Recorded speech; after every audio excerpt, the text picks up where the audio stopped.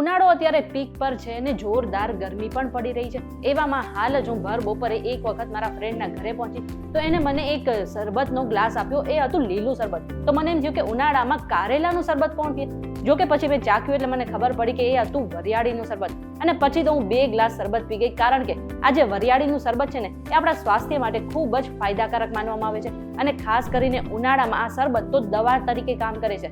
તો ભાઈ વરિયાળીના શરબત પીવાથી આપણા શરીરને શું ફાયદો થાય છે અને કયા સમયે આપણે વરિયાળીનું શરબત પીવું જોઈએ અને આ વરિયાળીનું શરબત બનાવવું કેવી રીતે એ જાણવા માટે આ વિડીયો આખો જોઈ લેજો. તમે આવી ગયા છો વીટીવી ડિજિટલ પર અને મારું નામ છે મેઘા. હવે આ વરિયાળીનું શરબત છે એના ફાયદા શું છે જાણતા પહેલા એક કામ કરો કે પ્લે સ્ટોર પર જઈને તમે અમારી એપ્લિકેશન ડાઉનલોડ કરી લો. હવે અત્યારે તો આમ તો ઉનાળો ચાલી રહ્યો છે, પરંતુ અનેક જગ્યા પર વરસાદ પણ આવી રહ્યો છે. જો કે થોડા દિવસ પછી ફરી એક વખત ગરમી પડશે, એટલા માટે ખાસ ધ્યાન રાખી લેજો કે આ ગરમીમાં તમારે વરિયાળીનું શરબત પીવું જોઈએ. હવે ગરમીથી બચવા માટે આપણે લોકો ઘણા બધા નવા નુસ્ખાઓ અજમાવતા હોય છે, જેમ કે શેરડીનો રસ પીતા હોય છે, લીંબુ શરબત પીતા હોય છે, સિકંજી પીતા હોય છે અને ઘણા લોકો ઠંડુ પાણી પણ પીતા હોય છે. પરંતુ આ બધાથી હટકે જો તમે વરિયાળીનું શરબત પીવો છો ને તો તમારા શરીરને ખૂબ જ ફાયદા પહોંચાડે છે. તો સૌથી પહેલા આપણે એ જાણી લઈએ કે આ જે વરિયાળીનું શરબત છે એ આપણે બનાવવું કેવી રીતે.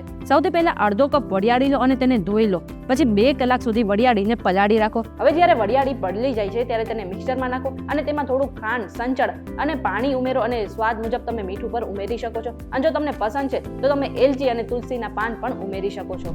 આ બધી વસ્તુઓ મિક્સરમાં પીસી લો અને સુતરાઉ કાપડમાં તેને કાઢીને ગાળી લો. એટલા માટે તમારું વરિયાળીનું શરબત તૈયાર છે. અને તમે વધારે સ્વાદ માટે તેમાં લીંબુનો રસ પણ ઉમેરી શકો છો. હવે આપણે એ જાણી લઈએ કે વરિયાળીનું શરબત પીવાના આપણા શરીરમાં કયા ફાયદા થાય છે. તો જે વરિયાળી છે તેમાં ઇન્ફ્લેમેટરી ગુણો હોય છે અને આ જ કારણે તે ગરમીથી આપણે બચાવે છે. આટલું જ નહીં, તેમાં મેગ્નેશિયમ, પોટેશિયમ અને ફાઈબર હોય છે. આ જ કારણે આપણા શરીરમાં જેટલા પણ ઝેરી તત્વો છે તેને પણ તે દૂર કાઢી નાખે છે.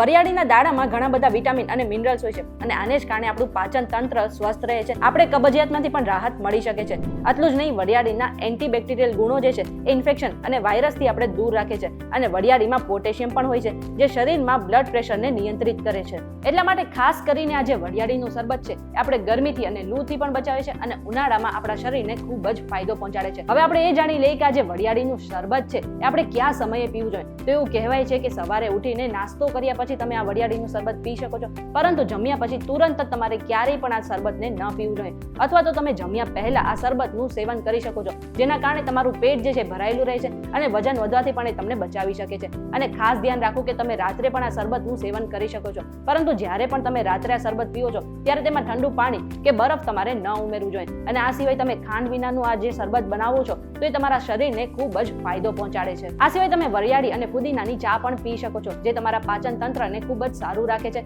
અને આ સિવાય પેટ સંબંધિત સમસ્યાથી પણ તમને છુટકારો આપે છે.